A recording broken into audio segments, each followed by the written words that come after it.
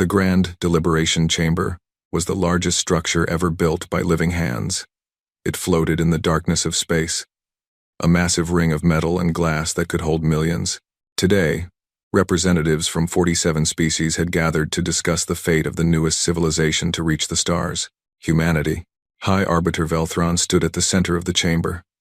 His body was tall and thin, covered in silver scales that caught the light. His species, the Silithine, had existed for over 100,000 years.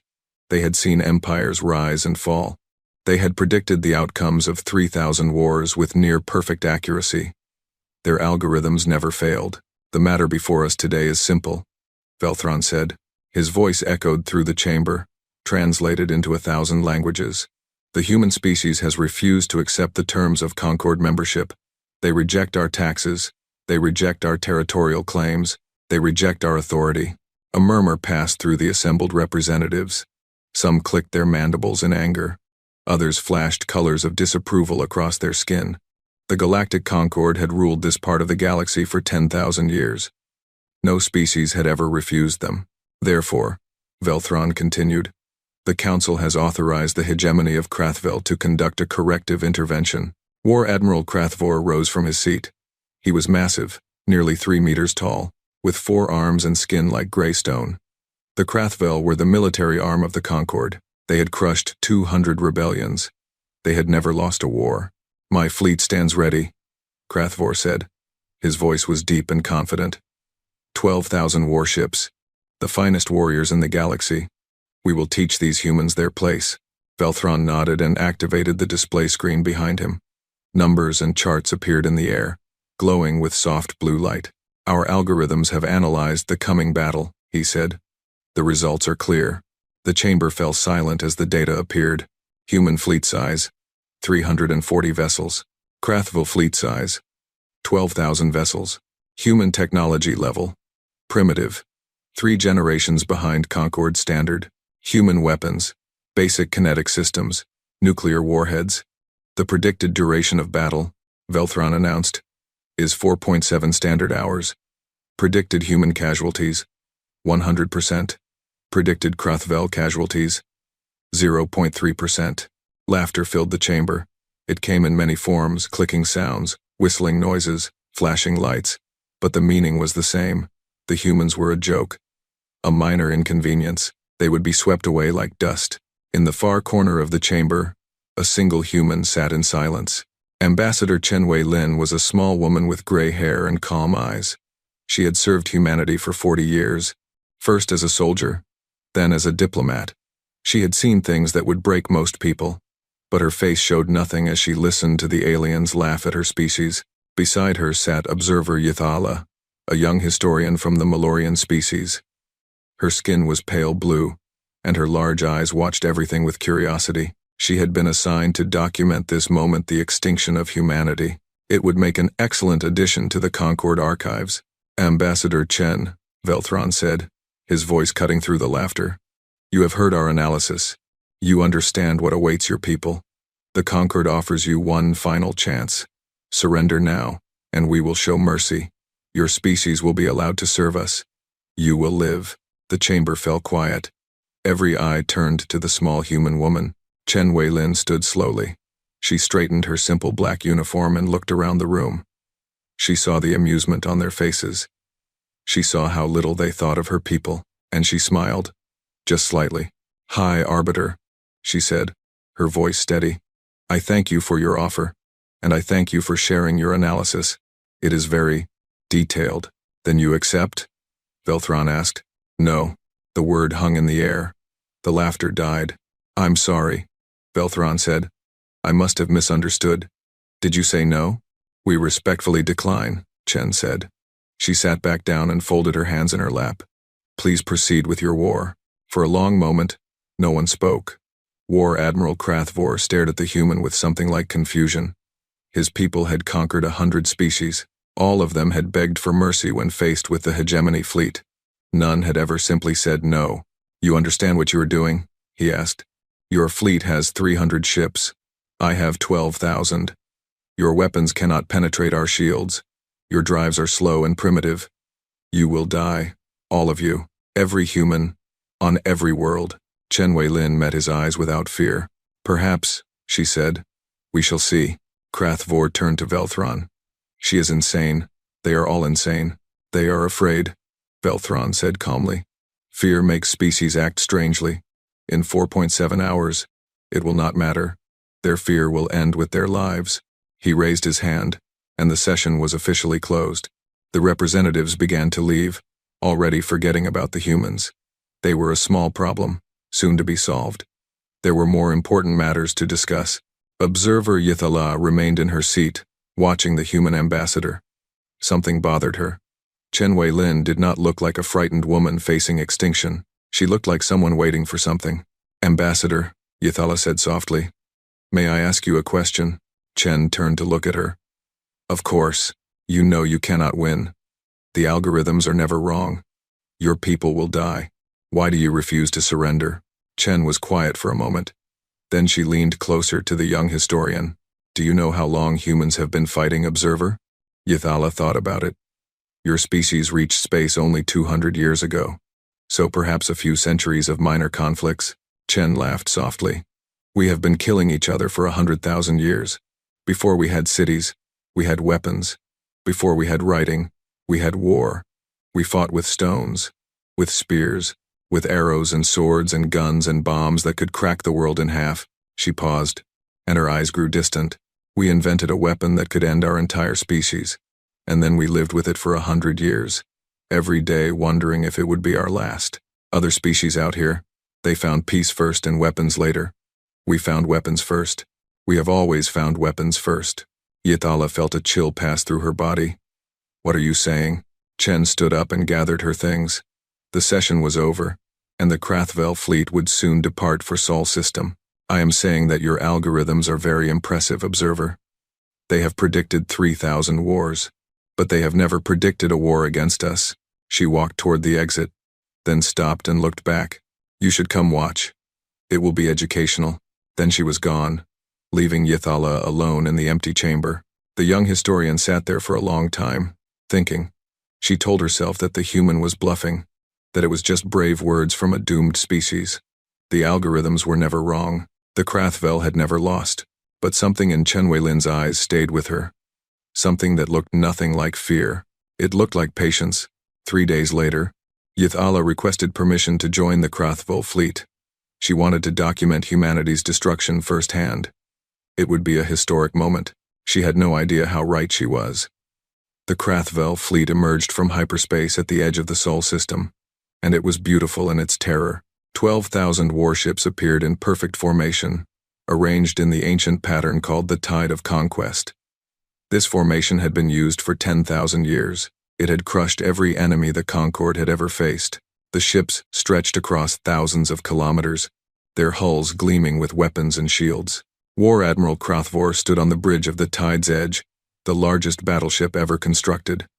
Around him, hundreds of officers worked at their stations. Every one of them was confident. Every one of them expected an easy victory. Begin the approach, Krathvor ordered. Standard battle speed. We will reach the human fleet in 6 hours.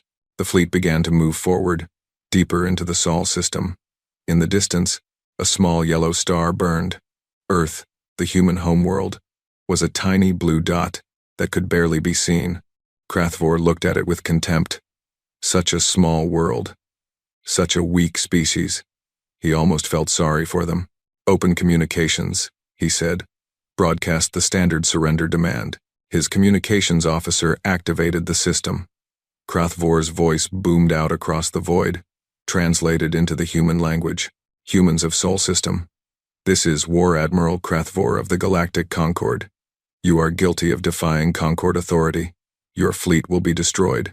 Your worlds will be occupied. Your people will serve us.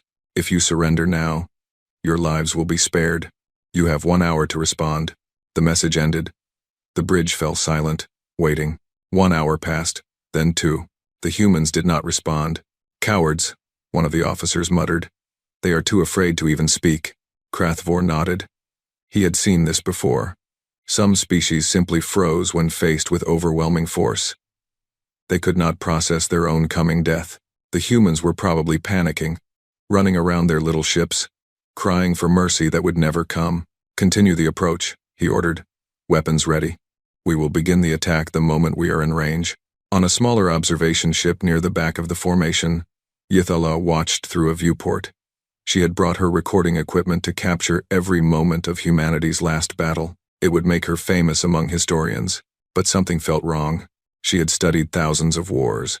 She knew how doomed species behaved. They ran. They hid. They sent desperate messages begging for peace. They did something. The humans did nothing. Their fleet, all 340 ships, sat in perfect formation near the fourth planet, the one humans called Mars. They did not move. They did not retreat. They did not even power up their weapons. They just waited.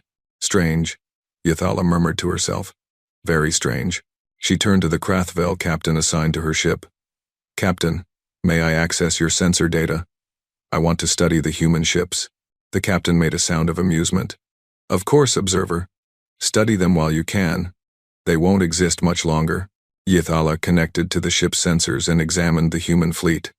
The ships were small and boxy, nothing like the elegant curves of Concorde vessels. They looked like cargo haulers, not warships. Their weapons were primitive kinetic cannons and nuclear missile launchers. Their shields were basic, barely enough to stop debris, and yet they sat there, perfectly still, as if they had no fear at all. 4 hours into the approach, a junior sensor officer on the Tide's edge made a sound of confusion. "War Admiral," she said. "I'm detecting an anomaly." Krathvor turned. "What kind of anomaly?" "I'm not certain, sir.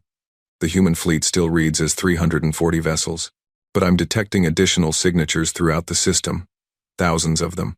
A cold feeling began to grow in Krathvor's stomach. "What kind of signatures?" "They're small, sir. Very small. They were completely dark until now. No heat, no power, no signals. We flew right past most of them. They're scattered throughout the system, in the asteroid belt, around the gas giants, mixed in with natural debris." She paused, her voice growing uncertain. "Sir, I don't think they're ships." Krathvor pushed her aside and looked at the sensor display himself. His eyes went wide. Thousands of tiny objects filled the screen. They had been invisible before, drifting cold and silent through space.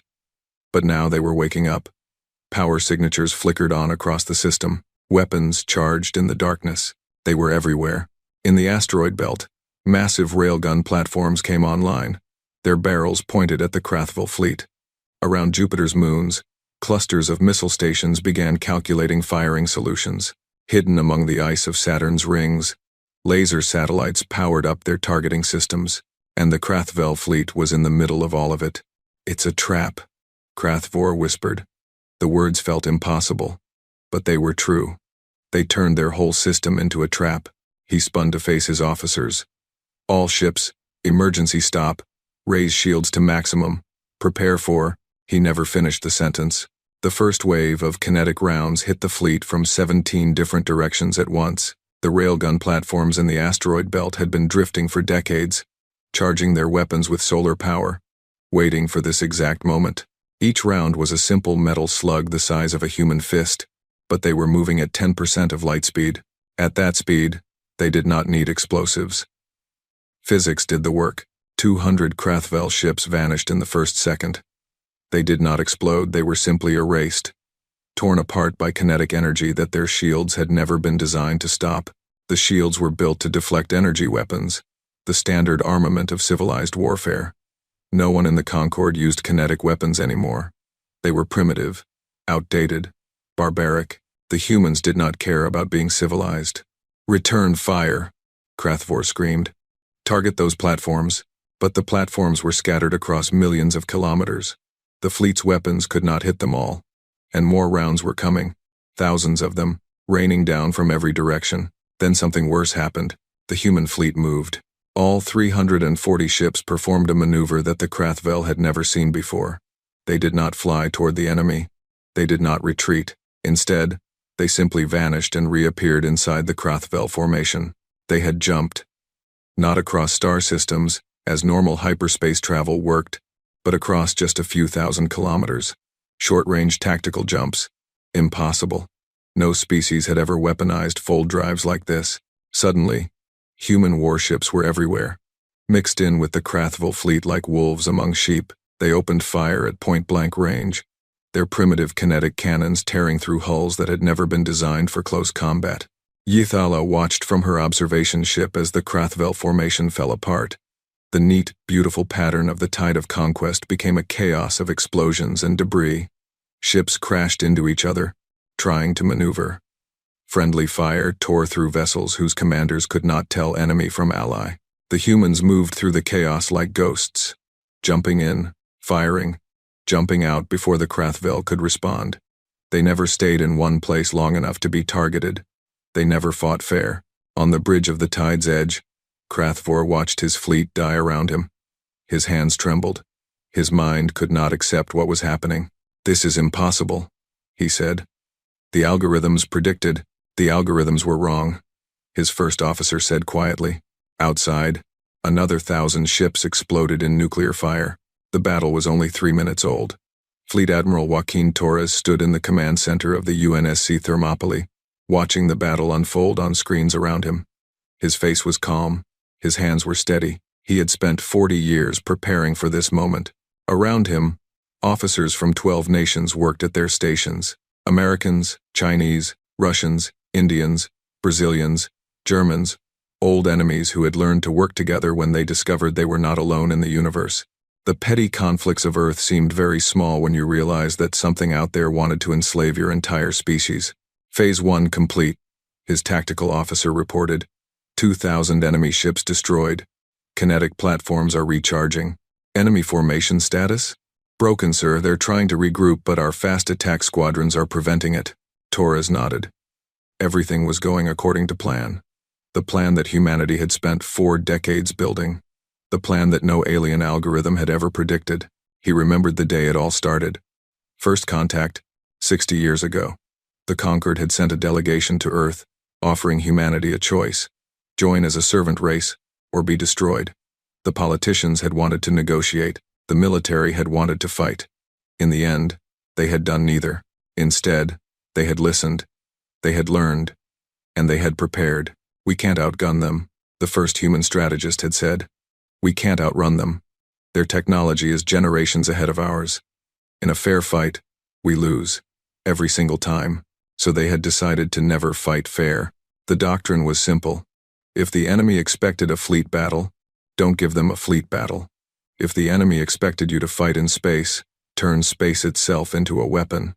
If the enemy expected you to be civilized, remind them what civilization was built on: blood, fire, and the willingness to do whatever it took to survive.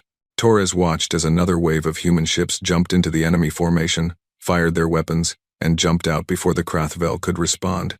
The aliens were panicking now. Their communications were filled with confused orders and screaming voices. Their perfect formation had become a killing field. "Admiral," his communications officer said, "the enemy flagship is trying to broadcast a surrender demand. Should I respond?" Torres almost laughed. "A surrender demand? Now? Ignore it." They had their chance. On the tide's edge, War Admiral Krathvor was not demanding surrender from the humans. He was demanding it from himself. "All ships, retreat," he screamed into the communications system. "Emergency hyperspace jump. Get out of the system." But the ships could not retreat. Hyperspace jumps required careful calculation and stable conditions. The fleet was in chaos. Ships were crashing into each other. Debris filled the space around them. Any jump attempt would end in disaster, and the humans knew it. They had designed the entire trap to prevent escape. The kinetic platforms were positioned to cover the retreat routes. The fast attack ships were herding the survivors into tighter and tighter clusters. Every Krathville captain who tried to run was cut down before they could build up enough speed.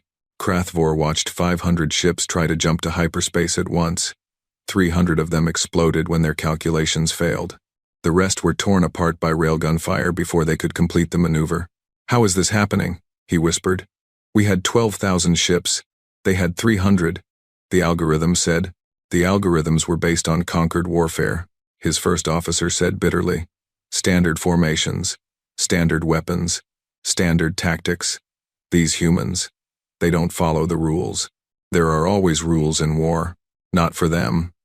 The first officer pointed at the tactical display. "Look at what they're doing. They turned their asteroid belt into an artillery battery. They put nuclear weapons on automated platforms and scattered them through their entire system. They modified their primitive jump drives to do something we never imagined possible. They spent decades preparing for a war that might never come. He shook his head in something like admiration. They're not fighting us, Admiral. They're executing us. The 5th minute of the battle arrived. 8,000 Krathval ships were already destroyed. The survivors were trying to form a defensive sphere around the flagship, but the humans would not let them. A new wave of weapons activated. These were different from the railguns and missiles. They were called Kasaba howitzers, and they were the most terrifying thing humanity had ever created. The concept was simple. Take a nuclear warhead, say, 50 megatons. Shape the explosion with careful engineering. Focus all that energy into a single direction. The result was a lance of plasma moving at 3% of the speed of light. Nothing in the galaxy could stop it.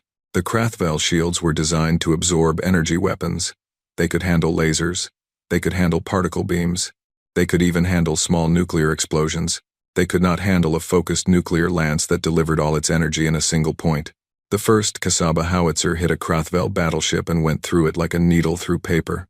The ship did not explode, it simply ceased to exist, vaporized by temperatures hotter than the surface of a star. Then another hit, and another, and another. Krathvor watched his battleships die around him, ships that had taken decades to build, ships that had conquered 100 worlds. They were nothing against these weapons. Target the source, he screamed. Destroy those platforms. We can't, Admiral. They're scattered across millions of kilometers, and our weapons can't lock on. The humans are using some kind of jamming technology. Of course they were. The humans had thought of everything. They had planned for every possibility. They had known exactly what the Concorde would send, and exactly how to destroy it. This was not a battle. This was a slaughter. Torres watched the enemy flagship on his screen. The Tide's Edge was a magnificent ship, nearly 10 kilometers long. It had survived 100 battles. It was the pride of the Krathval hegemony. It was surrounded by 50 human destroyers that had just jumped into point-blank range. All ships, focus fire, Torres ordered. Take down that flagship. The destroyers opened fire simultaneously. Kinetic rounds, nuclear missiles, and laser fire converged on the Tide's Edge from every direction. The great ship's shields flickered under the assault. They held for 3 seconds. Then 4. Then they failed. Krathvor felt the ship shudder around him. He saw the hull breach warnings flash across every screen.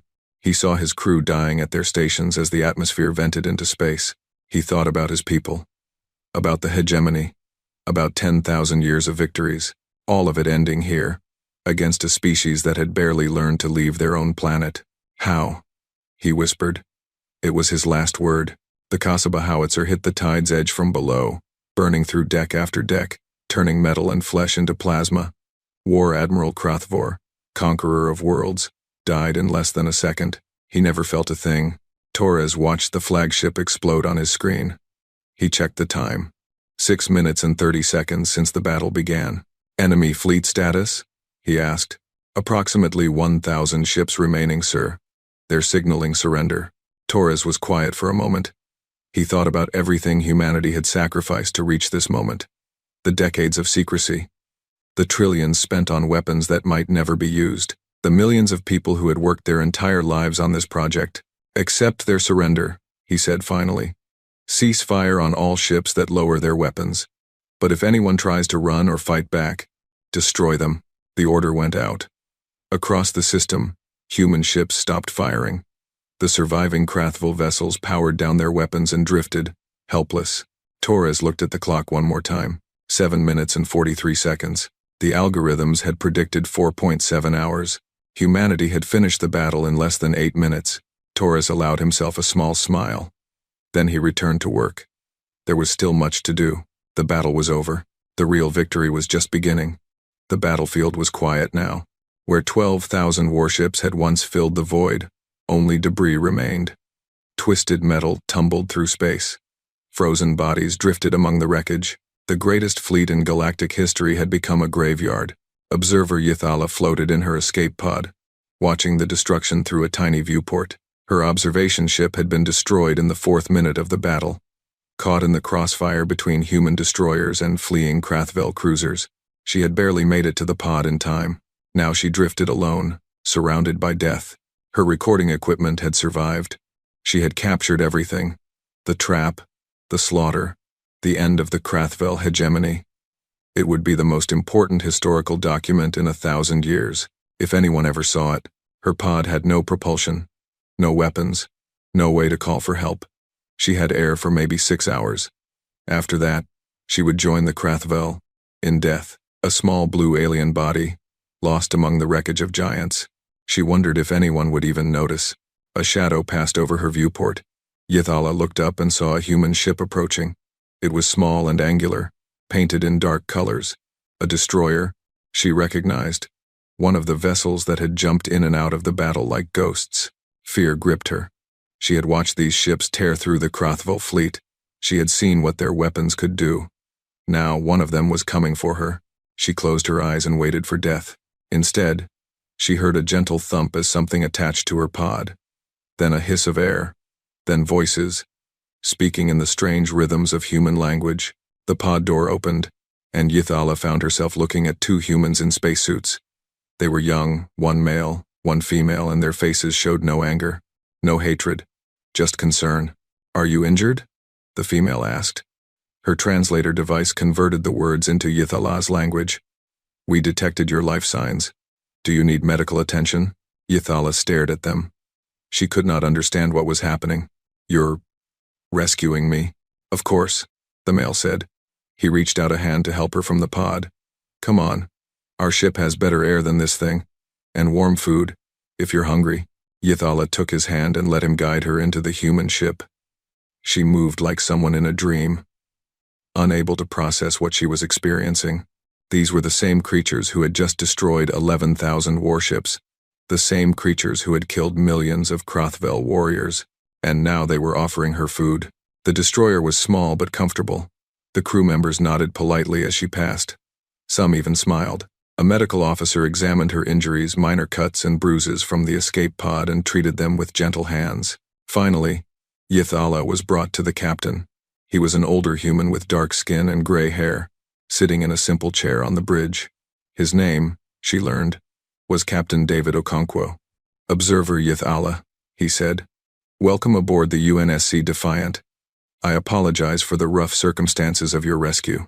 "I don't understand," Yithala said. "Why did you save me?" "I was with the enemy fleet. I was here to document your destruction." Okonkwo's face showed something like sadness. "You weren't a combatant.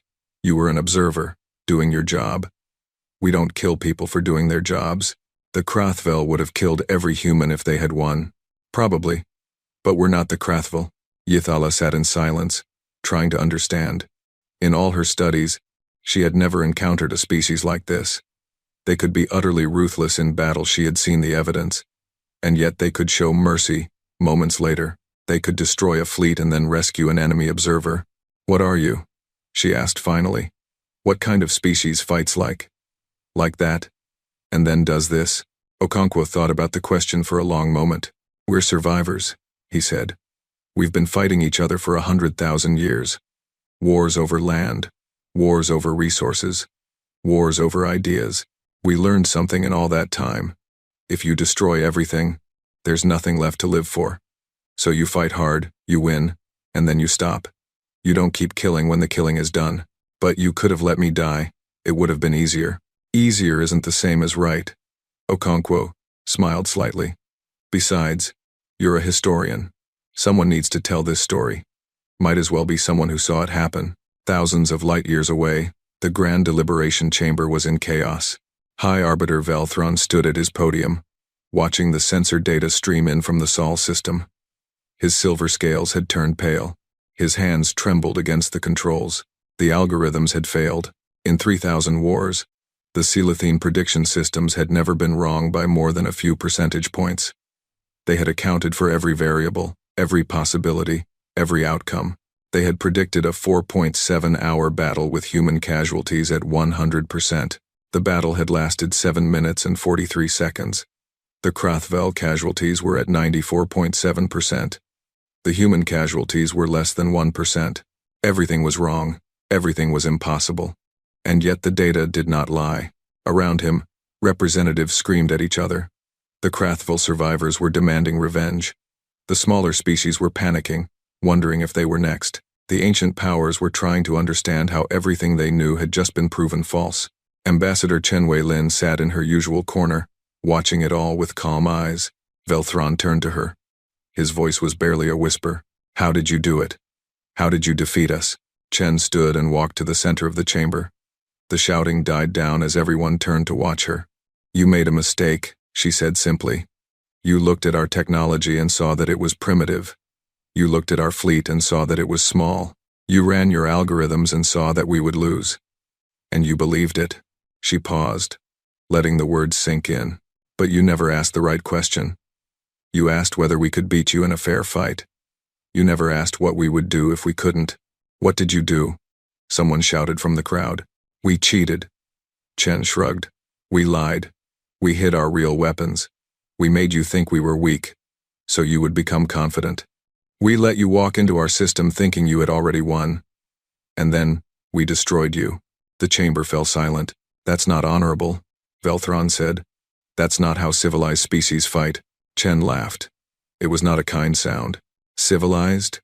You came to our world and demanded we become your slaves. You threatened to kill everyone we love. And you call yourselves civilized?"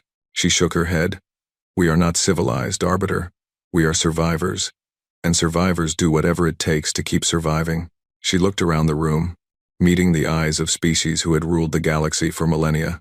"Your algorithms failed because they were built on assumptions. You assumed we would fight like everyone else. You assumed we would follow rules. You assumed we would be afraid." Her voice grew hard. "We have been afraid our entire existence. We have lived with fear for 100,000 years. It doesn't stop us anymore. It just makes us more dangerous."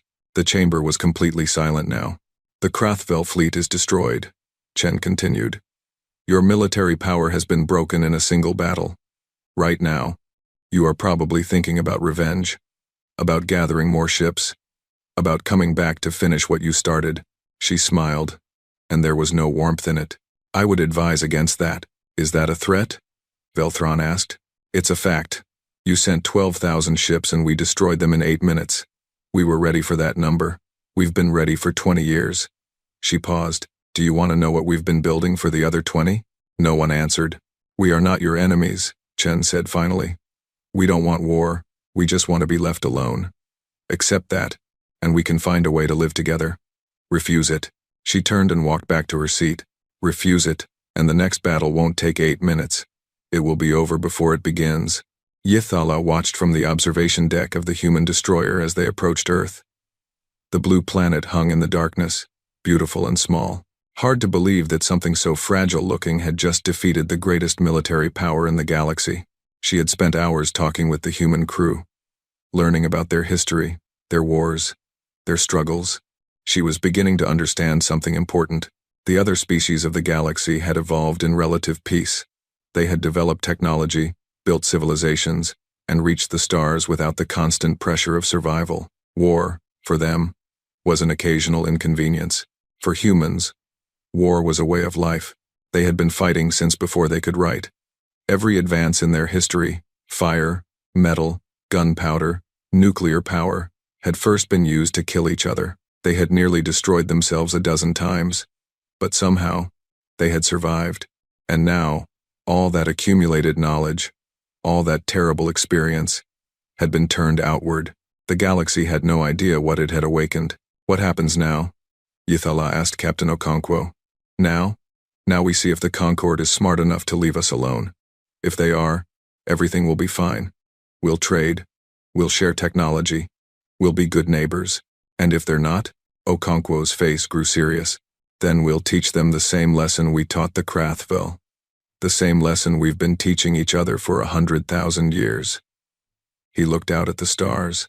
"We don't start fights, but we always finish them." Yithala nodded slowly. She understood now. She understood everything. She pulled out her recording device and began to compose her report. The galaxy needed to know what had happened here, what humanity really was, and what they were capable of becoming.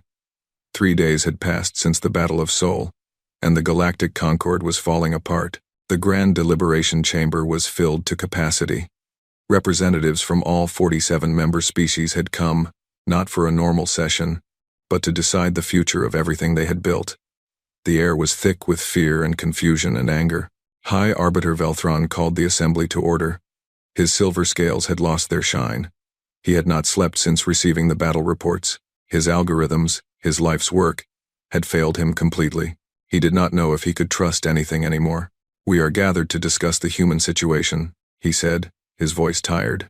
"The Krathvel hegemony has suffered a catastrophic defeat. 94% of their fleet has been destroyed. War Admiral Krathvor is dead. The military backbone of the Concord has been broken." The chamber erupted in angry voices. Representatives shouted over each other, demanding explanations, demanding action, demanding revenge. "We must send another fleet," a Krathvel general screamed. "Gather every ship in the Concord. Destroy these humans once and for all." "With what?" another voice called back. "They destroyed 12,000 ships in 8 minutes. How many would they destroy if we sent more? We have hundreds of thousands of ships across the Concord, and they have had 40 years to prepare. Who knows what else they are hiding?" The shouting grew louder. Velthron raised his hand for silence, but no one listened. Then a new voice cut through the chaos. "May I speak?" The chamber fell quiet. Everyone turned to see Observer Yithala, standing at the witness podium. She looked small and fragile, but her voice was steady. "I was there," she said. "I watched the battle. I was rescued by the humans afterward. I have spent 3 days learning about them. I believe I can help you understand what happened." Velthron nodded slowly. "Speak, Observer. Tell us what you learned." Yithala took a deep breath and began. "The algorithms failed because they were based on a false assumption. You assumed the humans would fight like every other species in the galaxy. You measured their ships, their weapons, their technology, and you calculated their strength, but you measured the wrong things." She activated a display showing human history. Images of ancient battles, medieval wars, and modern conflicts filled the air. Humans have been at war for their entire existence, not for thousands of years, like us. For 100,000 years. They were fighting before they had metal, before they had writing, before they had cities. War is not something they learned, it is something they are. The chamber watched in silence as images of human weapons appeared. Spears, swords, guns, tanks, nuclear bombs. They developed the ability to destroy their own planet. And then they lived with that ability for over a century, every single day, knowing it could be their last. Can any of you imagine that? Living your entire life with a weapon pointed at your own head, held by your neighbors? No one answered. That experience changed them. It made them understand something that we never had to learn. When you fight for survival, there are no rules. There is no honor. There is only winning and dying. She paused and looked around the room. They did not build a fleet to fight us. They knew they could not win a fleet battle, so they turned their entire star system into a weapon instead. They hid thousands of kill platforms throughout their space. They modified their primitive technology in ways we never imagined. They waited for 40 years, preparing for an enemy that might never come. Yithala's voice grew soft, and when we finally arrived, they did not hesitate. They did not negotiate. They did not show mercy. They simply destroyed us, as efficiently and completely as they knew how. The Krathvel general stood up angrily. "They are barbarians, animals. You should do nothing," Yithala interrupted. "Because I have not told you the most important part yet." She reached into her pocket and pulled out a small device. She pressed a button, and a new image appeared above the chamber. It showed her, lying injured in a medical bed on the human destroyer. Human doctors surrounded her, treating her wounds, bringing her food and water. After they destroyed 11,000 of our ships, they found my escape pod drifting in the debris. They could have ignored me. They could have let me die. No one would have known. She looked at the Krathvel general. "What would your fleet have done?" The general said nothing. "They rescued me. They healed my injuries. They fed me and kept me warm. They treated me with kindness." Yithala's eyes were wet now. "Do you understand what that means?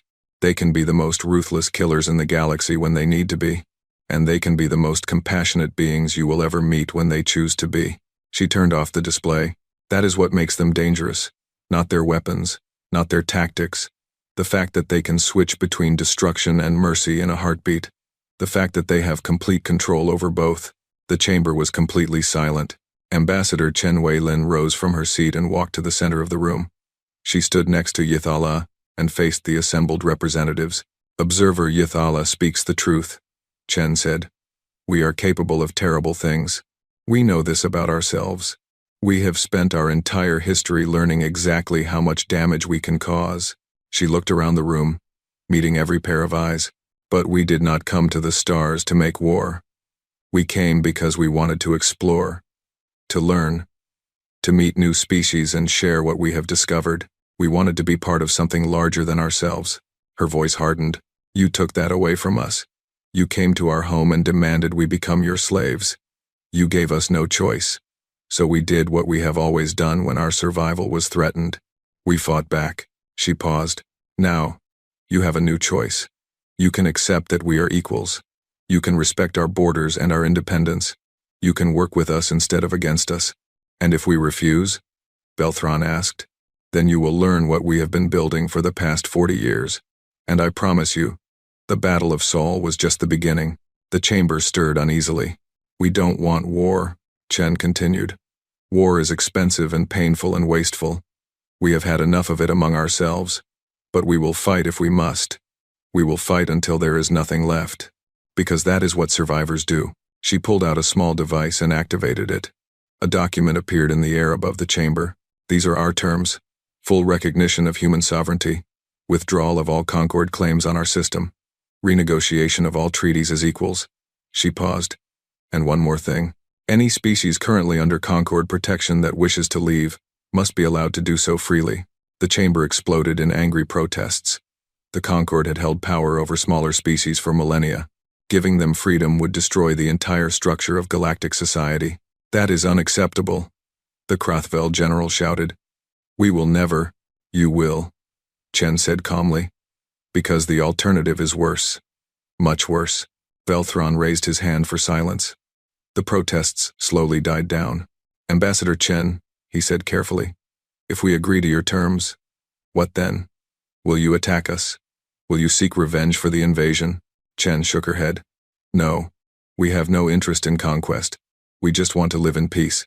Accept our terms, and we will be good neighbors. We will trade. We will share knowledge. We will help you when you need it. She smiled, and this time there was warmth in it. We can be the best friends you will ever have, or we can be the worst enemies you can imagine. The choice is yours. The vote took 3 hours. Species argued and debated and threatened.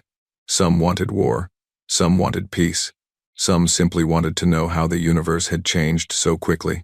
In the end, the result was unanimous. All 47 species voted to accept humanity's terms.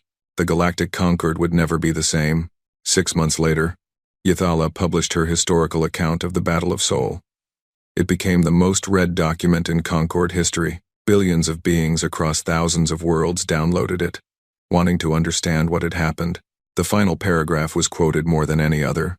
The Concord had conquered 1,000 species by teaching them to fear us. We believed that fear was power. We believed that strength came from making others weak. The humans taught us something different. They showed us that true strength comes from within, from the willingness to do whatever it takes to protect what you love, from the ability to be both terrible and kind, and to know when to be each. We thought we were the masters of the galaxy. We thought we understood war. We were wrong. The humans did not seek to destroy us. They did not seek revenge or conquest. They simply made us understand that destroying them was never an option. And perhaps that is the most human thing of all. They defeated the greatest military power in galactic history, and then they offered us peace. They showed us mercy we did not deserve. I do not know what the future holds for our galaxy, but I know this.